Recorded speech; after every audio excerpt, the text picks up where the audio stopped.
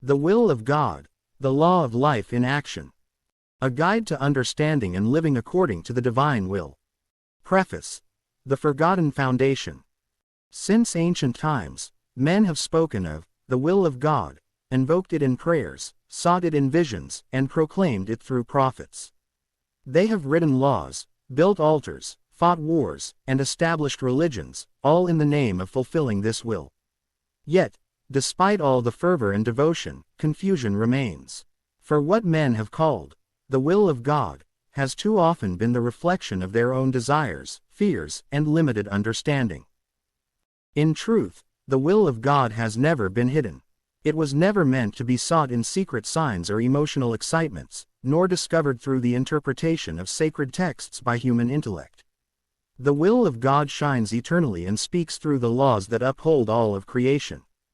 It is the rhythm of life itself, immutable, perfect, and ever active. Wherever there is movement, growth, or harmony, the will of God is at work. Wherever there is destruction, confusion, or decay, it is man who has turned away from it. The will does not change, and it cannot contradict itself. It is the eternal foundation upon which everything stands, from the spinning of the galaxies to the beating of the human heart. To live in harmony with this will is to live in peace, power, and clarity. To oppose it is to live in struggle, suffering, and darkness. This book, therefore, is not a revelation of something new, but a remembrance of what has always been, the forgotten foundation upon which true life, knowledge, and happiness rest. Chapter 1. The Will of God, the Eternal Law in Creation.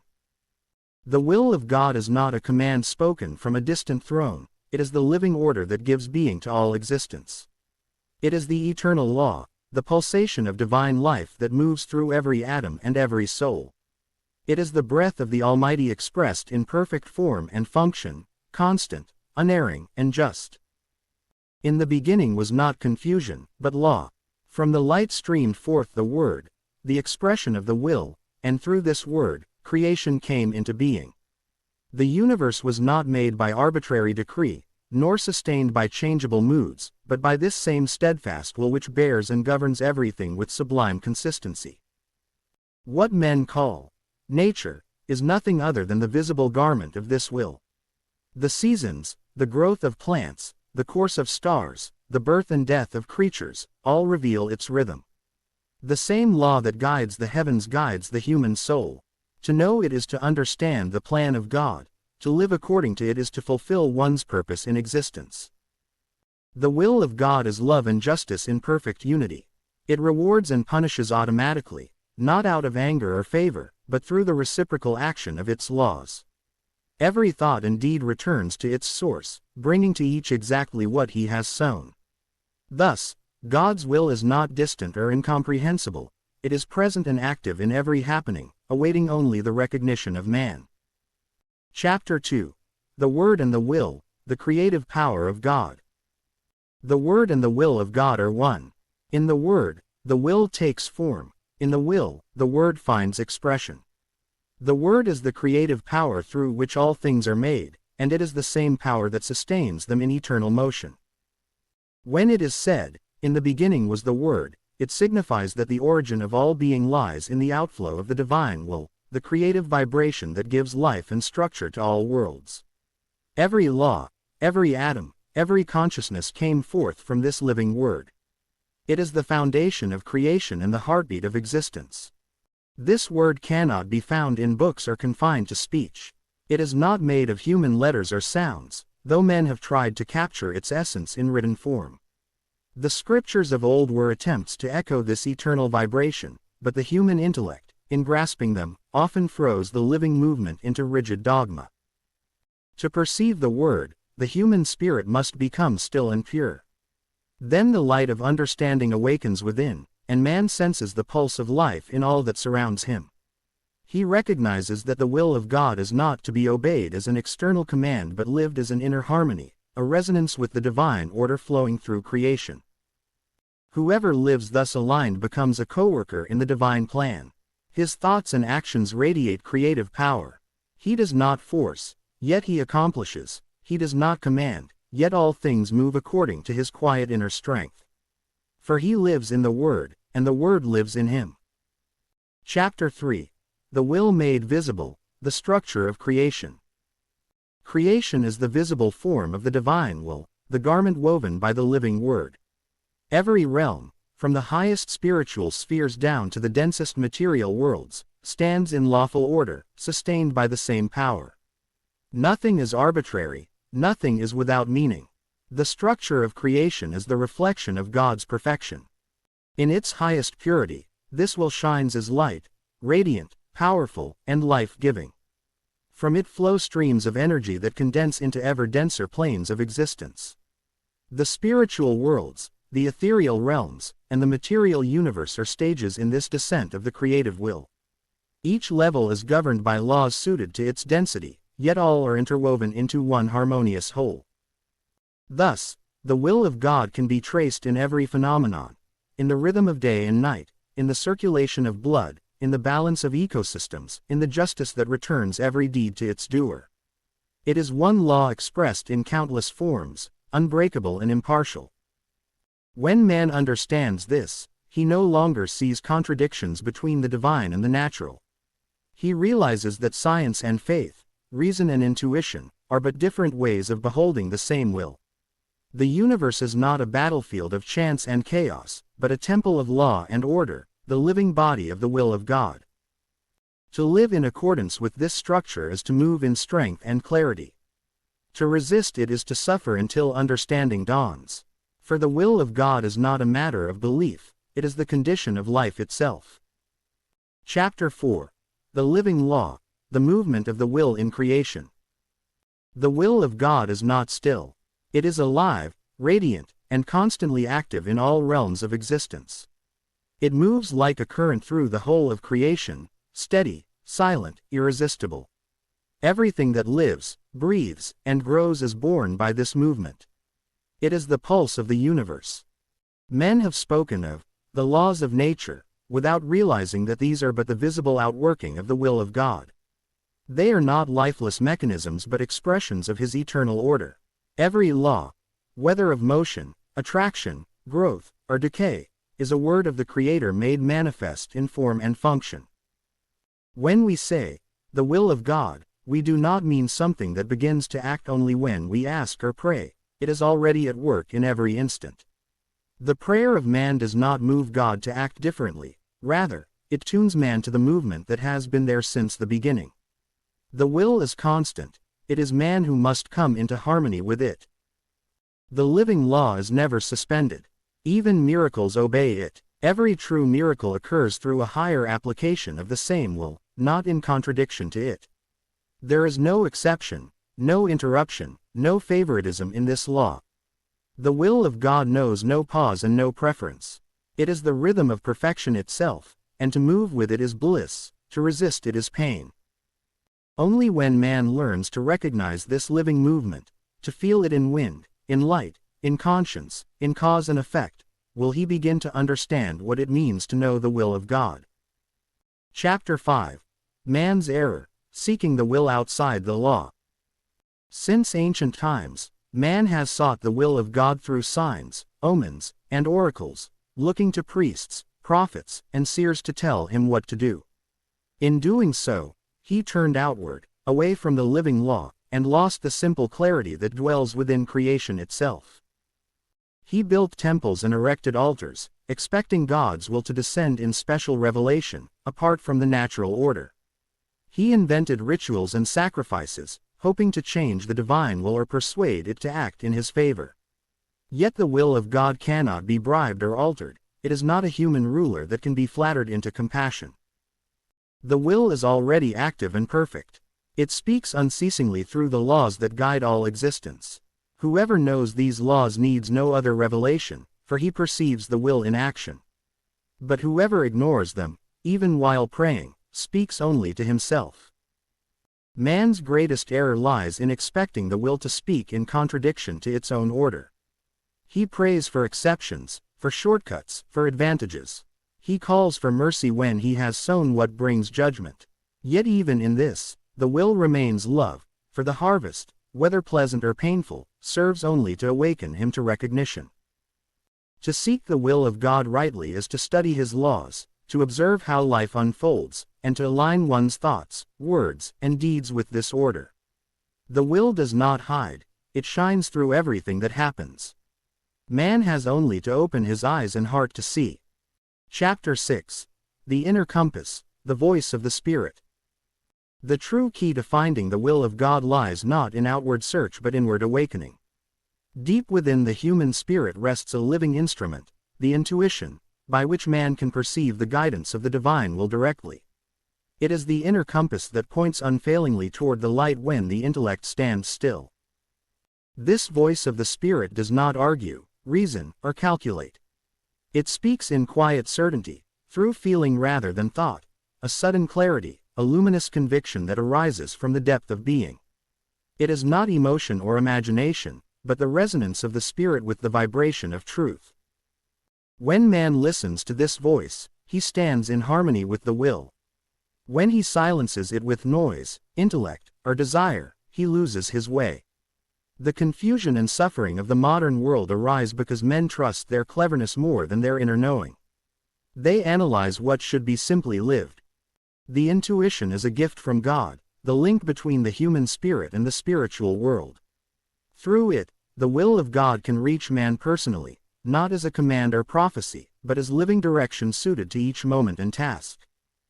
Therefore, the first step in knowing the will of God is purification, freeing the inner being from noise, self-will, and lower desires. In stillness and simplicity, the compass begins to turn again, pointing steadily to the light. Then man no longer asks, "What is God's will for me?"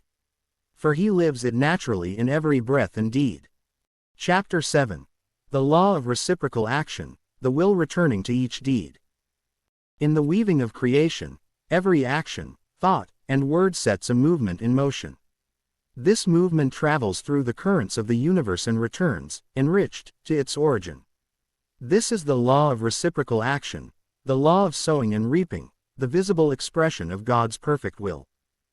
This law is not punishment, it is balance. It ensures that harmony is restored wherever disharmony is created.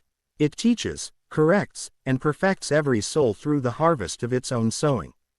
In this law, the will of God speaks most clearly. Whatever man sends out, he must receive back. Every joy, every suffering, every success and failure, all are the fruits of seeds once sown. Nothing happens by chance. The so-called fate of man is but the reflection of his own deeds meeting him again. The will of God ensures that no injustice can endure, for every imbalance calls forth its own correction. Thus, whoever desires to know the will of God for his future must look honestly at his present and his past. The harvest will show the seed, and the seed will show the intention behind it. Through recognition, man learns to sow differently, more purely, more lovingly, and thereby to shape a brighter destiny. The law of reciprocal action is the living justice of God. It reveals His will as absolute fairness, impartial and unchanging. In it, the foolish see punishment, the wise see mercy. For through its working, the human spirit is led, step by step, out of darkness, toward understanding and light. Chapter 8. The Law of Attraction of Homogeneous Species, the Will Sorting All Beings. In the perfect weaving of creation, nothing stands still and nothing remains mixed. Every vibration, every being, every thought seeks its kind.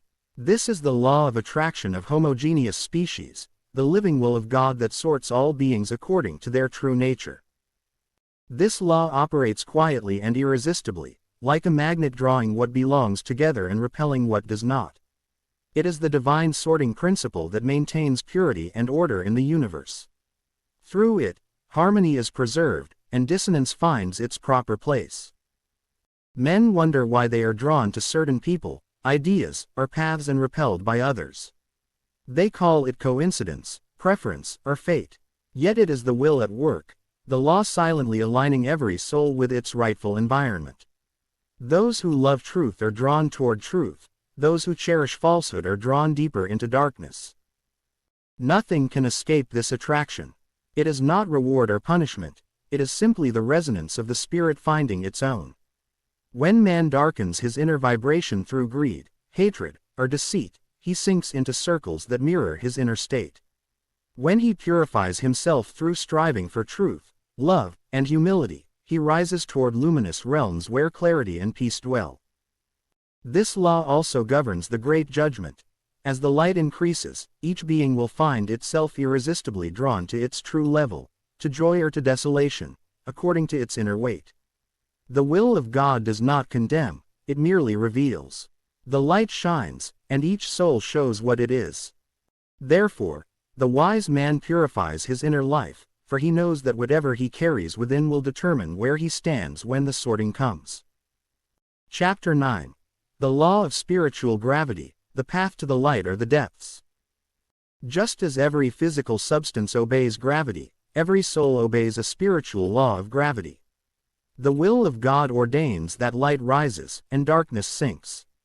Purity lifts, impurity drags downward.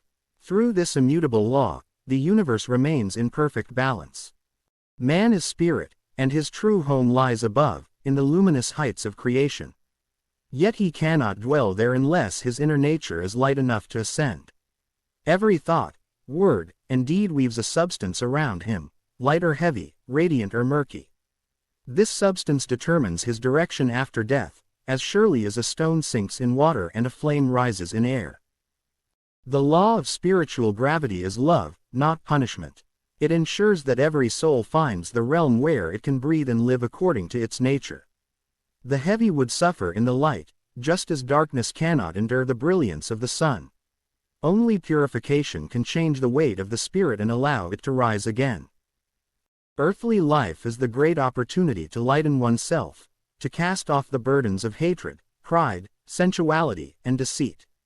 Each act of truthfulness, each moment of selfless love, makes the spirit brighter and freer.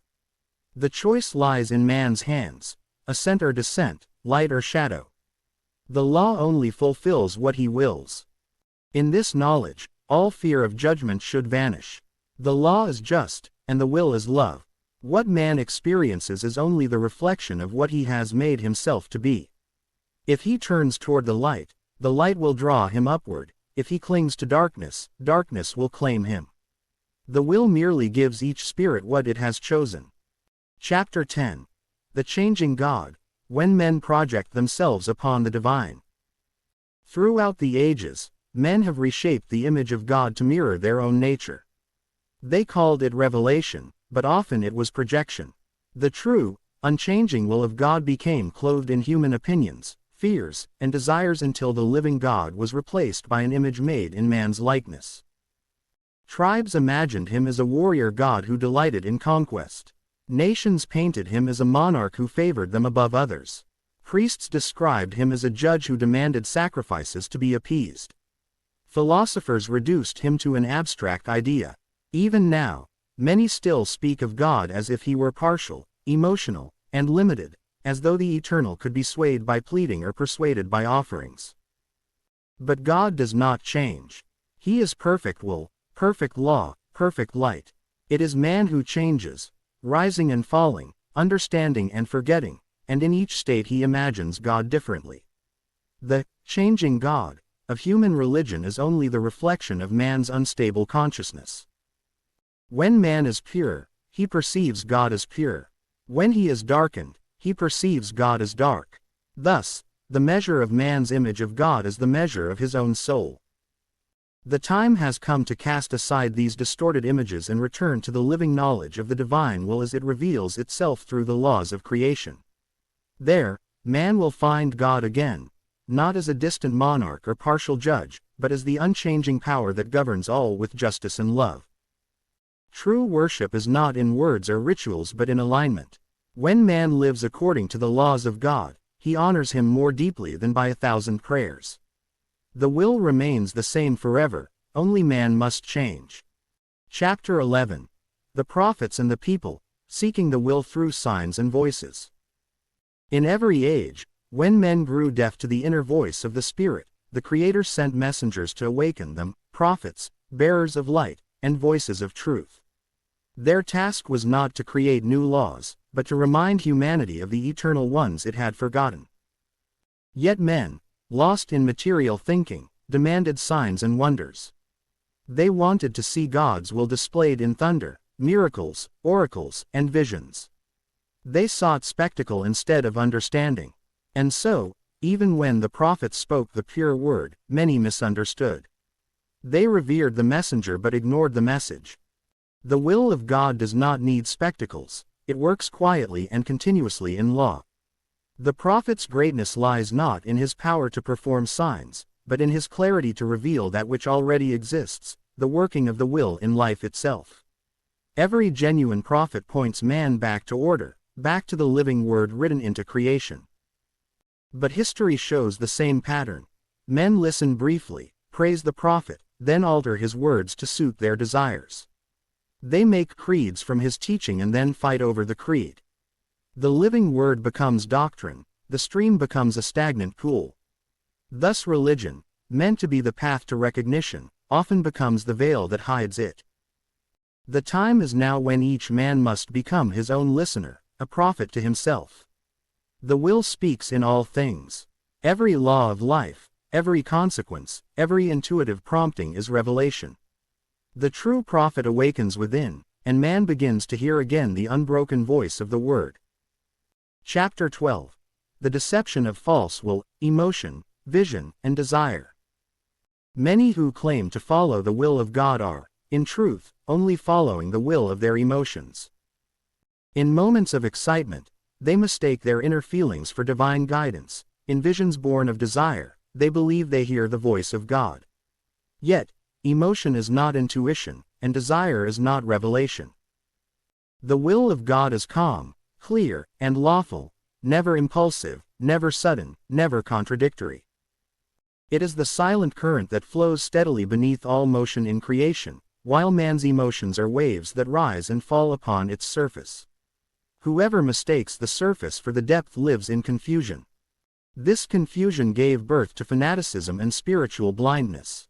Men who felt strongly began to think they were inspired. Those who saw images or heard inner voices declared themselves prophets. Yet truth is not revealed through excitement but through purity, and purity is stillness, simplicity, and objectivity. The false will often appears luminous, for desire paints its own light. But the light of truth never burns with fever, it illumines gently, revealing order, not chaos. Therefore, man must test every inner stirring by the law of creation. Does it bring harmony?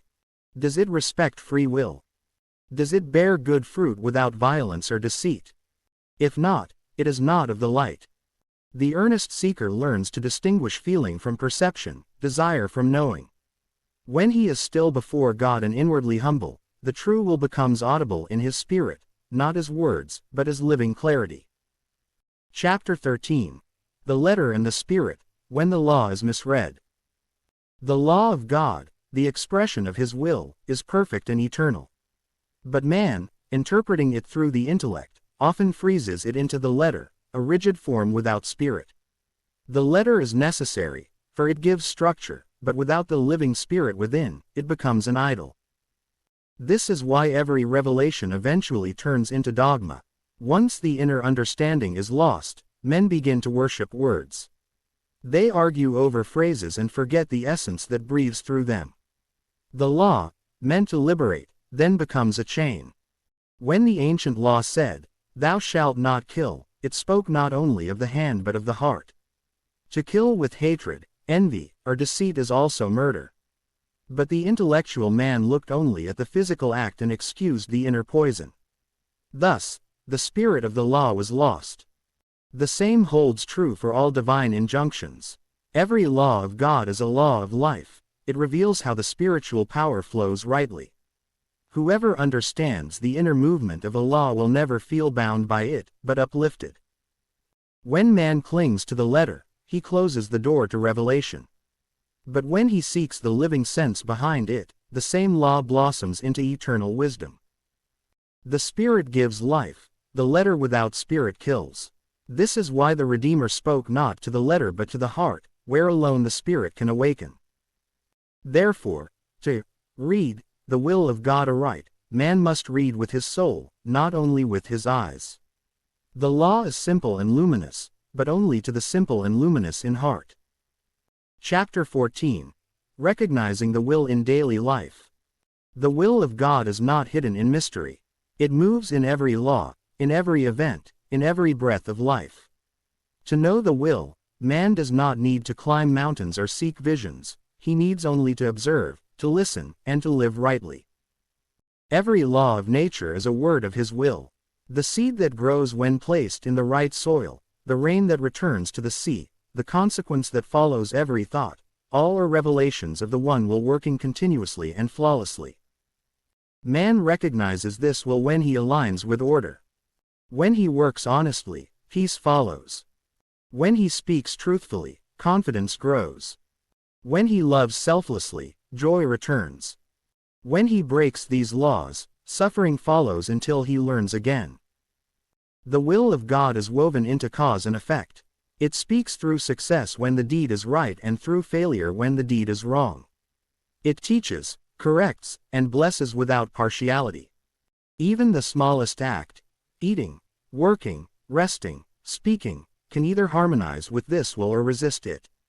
The one who lives consciously learns to see the will in everything. To him, the unfolding of each day becomes revelation. In every encounter, in every delay, in every opportunity, he perceives the silent hand of divine justice and guidance. Recognizing the will in daily life is the beginning of true peace. The seeker ceases to struggle against events and instead begins to understand their meaning. What once seemed arbitrary now reveals order, what once felt cruel now shows mercy. For him who truly observes, life itself becomes scripture, living, speaking, ever fresh. Chapter 15. Prayer in Alignment, the true meaning of, Thy will be done. Thy will be done. These words have been repeated for centuries, yet few understand their depth. Most utter them in resignation, as though God's will were something to be endured. But in truth, they are the words of highest joy, for they express the soul's union with its source. To pray, Thy will be done, does not mean surrender in despair, it means alignment in trust. It is the conscious harmonizing of one's own will with the eternal law of love, justice, and order. The will of God is never against man. It is the stream of life itself, flowing toward perfection. When man resists, he suffers. When he aligns, he flourishes. Therefore, the prayer is not a cry of weakness, but a declaration of readiness. Let my will be silent before the wisdom that knows all. True prayer is not persuasion but attunement. It is not asking God to change His will but allowing His will to change us. In such prayer, the heart grows still, and the spirit begins to perceive the guidance that was always present. In this stillness, the seeker discovers that God's will is not somewhere outside his life, it is his life when lived rightly. Every act of love, every honest word, every courageous deed is already the fulfillment of that prayer. Thus, Thy will be done, becomes not a phrase but a state of being, a continuous living in harmony with the divine laws. And when this harmony fills man's heart, he finds what the prophets called peace, not peace of inaction, but peace of perfect movement within the will of God. Chapter 16. Obedience and Freedom, the Paradox of Divine Law. To the human intellect, obedience seems to stand opposed to freedom. Men think that to obey God's will means to lose their own will, that to submit means to be enslaved. But this is the greatest misunderstanding in human history. For the will of God is not tyranny, it is the rhythm of life itself. To obey it is not bondage, it is alignment with the current of creation. And whoever aligns with it is carried upward in freedom, for he moves in harmony with the eternal order. True obedience is born of understanding. When the spirit recognizes the wisdom behind the law, it no longer struggles. It acts joyfully, naturally, effortlessly, as the bird flies without command, or the flower turns to the sun without effort. Freedom is not the ability to do whatever one pleases, but the power to do what is right without resistance. Disobedience, on the other hand, brings limitation, because it draws man away from the natural flow of power and light. Every law of God, whether in spirit or matter, exists to uphold freedom. Gravity, attraction, motion, cause and effect, all serve order, not suppression. So too in the moral realm. When man follows truth, he is free; when he resists it, he becomes a slave to error. Thus the paradox dissolves. Obedience is freedom, and freedom is obedience, both united in the joyful acknowledgement of divine law. Only he who lives within the will of God can say, "I am free indeed." Chapter 17. Conscience and Responsibility, Man before the Divine Will. The conscience is the living link between man and the will of God. It is the voice of spiritual law echoing within the soul. Long before men knew scripture or revelation, conscience was already there, the inner reminder of harmony and truth. But conscience speaks clearly only when the spirit is pure. Where selfishness, fear, or vanity cloud the inner being, its voice grows faint. Then man begins to mistake convenience for right, success for truth, and emotion for love. Responsibility arises the moment man becomes self-conscious. From that moment onward, every thought, every decision, every action sets a cause in motion, and the law of reciprocal action will bring it back to him. This is the will of God in justice. No priest, prophet, or teacher can remove that responsibility. Even grace works only when man turns toward the light himself, willingly and with conviction. For the will of God respects freedom; it compels no one, yet it leaves nothing unbalanced. Conscience is the compass that points toward the will, and responsibility is the power to act in accordance with it. Together, they make man truly human, a conscious participant in the harmony of creation. When man obeys his conscience, he becomes a co-worker of the light.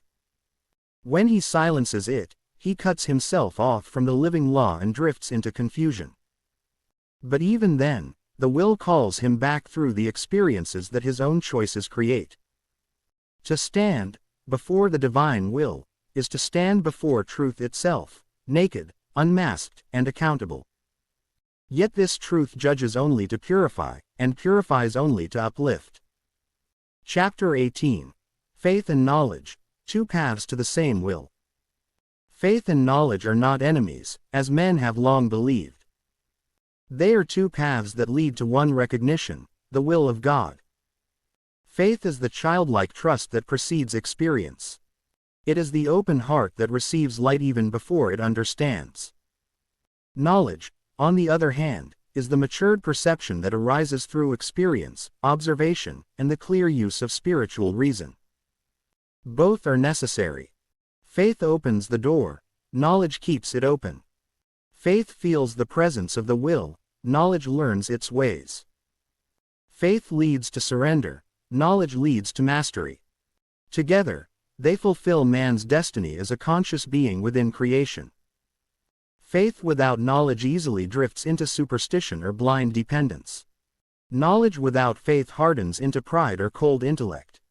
But when faith and knowledge unite, man becomes luminous, living truth consciously, joyfully, and powerfully. The Grail message restores this balance. It does not call for blind belief, but for understanding faith, faith that knows why it believes and lives according to the law. For true faith is seeing, and true knowledge is reverent trust. In this union, man no longer asks, "What is God's will for me?" He becomes a living expression of that will, thinking, feeling, and acting in harmony with the rhythm of creation. This is the state of the awakened spirit, faith illuminated by knowledge, and knowledge sanctified by faith. Chapter 19. The Coming Judgment, the Separation by the Will. The judgment is not an event in time, but a process in law. It is the will of God manifesting in intensified purity, separating light from darkness, truth from falsehood, the living from the dead. As the radiations of creation rise and the light grows stronger, every being reveals what it truly is. Nothing can remain hidden. That which is pure is uplifted; that which is impure sinks according to its own weight. This is the law of spiritual gravity, the visible operation of the will. The judgment does not punish, it fulfills justice. Each being is drawn to its rightful place through the vibration it has created within itself. Love ascends to love, hatred to hatred, truth to truth, falsehood to falsehood. The will of God, in its purity, acts as a great sieve shaking the universe. Men who have long spoken in God's name but lived in self-will find their masks torn away. Religions built on confusion will crumble, knowledge without spirit will be silenced. Only that which stands in truth will remain. For the will of God is light, and light tolerates no shadow. In the coming separation, no plea, no argument, no belief can alter law. Only that which is light will stay in the light. To those who live in harmony with divine law, the judgment is blessing, liberation, and ascent. To those who resist, it is purification through experience. Yet all serve one end, the restoration of perfect order in creation. Thus the will of God completes its cycle: revelation, correction, purification, and renewal. And blessed are those who recognize it early, for in them the new world begins. Chapter 20. The Will in the New Era, Living Law on Earth. A new dawn breaks upon humanity. The confused interpretations, religious rigidity, and emotional distortions that have long obscured the meaning of the will of God begin to fade in the light of the coming renewal. For the will of God is not a distant decree to be deciphered through human reasoning, nor is it an arbitrary command given only to a select few. It is the living law pulsating through all creation, a constant expression of divine justice and love. In the new era, man shall no longer grope in darkness, seeking God's will through mediums and rituals, for the law itself will be written upon every experience. The harvest of centuries of sowing has matured, and each soul will now stand face to face with the fruits of its volition. This time marks the revelation of divine law on earth, not as dogma, but as life. The will in the new era reveals itself through clarity and movement. Wherever there is harmony, justice, truth, and service, there the will works unhindered. Wherever there is deceit, exploitation, and self-will, collapse and ruin follow.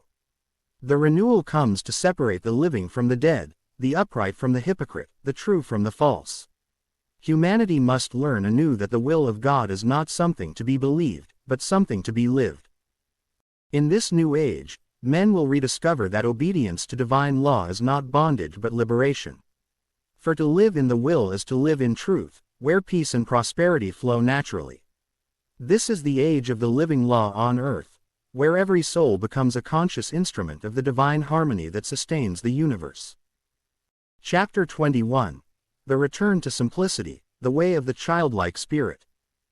All wisdom leads back to simplicity. The more man strives, builds, argues, and theorizes about God, the farther he drifts from him. For God's will, though infinite in scope, reveals itself in the pure simplicity of life, in honesty, in gratitude, in service, in love. The childlike spirit does not question endlessly nor seek proofs. It listens, trusts, and acts. It lives within the stream of divine will naturally, because it does not resist. Such childlikeness is not ignorance, but purity, the open heart that receives truth without distortion. In the new era, only those who become as children in spirit will find peace within the unfolding laws of creation. Simplicity restores man to his rightful position, a servant and co-worker in the vineyard of the Lord. It clears the noise of intellect and ambition, allowing the quiet voice of intuition to lead once more. In that stillness, the will of God is easily felt, for it is never hidden, only man's own complexity blinds him. To return to simplicity is to return home. It is to live again in harmony with the rhythm of creation, where every action, word, and thought moves in accord with divine law. Such a man becomes a blessing to the earth, gentle, firm, radiant, for he reflects the peace of God. Conclusion. Peace in the will. Peace is not the absence of conflict, it is the alignment of man's will with the divine will. When man ceases to strive against the laws of life, when he stops seeking his own way apart from truth, then the inner storm subsides. Peace dawns as the quiet certainty that all is as it should be, and that every law moves only toward the good. To live in peace is to trust the will of God completely, to act rightly, think purely, and leave the results to the law. The man who understands this no longer fears loss or failure, for he knows that divine justice rules all. In his surrender lies his victory. The will of God is eternal movement toward harmony. Whoever aligns with it finds rest even in labor, joy even in trial, and light even in darkness. Such peace cannot be taught, it must be lived. And once it is lived, it radiates to all around, healing and uplifting the world. Epilogue. The stillness of the will. In the silence of the spirit, beyond thought and desire, the will of God shines as stillness. Not inert stillness, but living repose, the eternal center from which all creation moves. In that stillness, there is no conflict, no questioning, no separation. There is only being, pure, luminous, complete.